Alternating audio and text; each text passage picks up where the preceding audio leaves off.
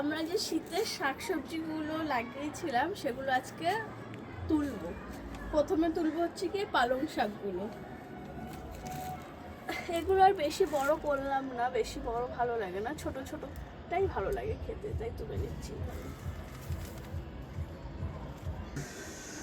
এই যে হয়ে গেছে আমাদের পালং শাক তোলা। এই যে দেখো এতগুলো হয়েছে, মোটামুটি অনেকটাই হয়েছে। এই যে কিছু ধনে পাতা আছে ওগুলোও তুলে নেব, এই ফুলকপিটাও তুলে নেবো একবারে।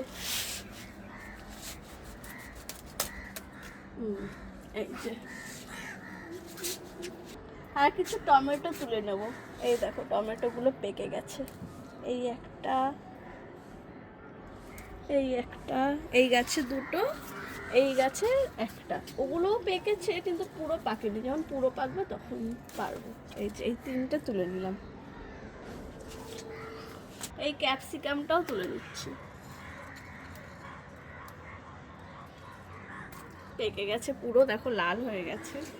এই যে এই দেখো কি কি তুললাম, এই যে এতগুলো পালং শাক তুললাম, এই যে ধনে পাতা তুললাম, এই যে টমেটো তুললাম, এই যে ফুলকপি আর একটা ক্যাপসিকাম।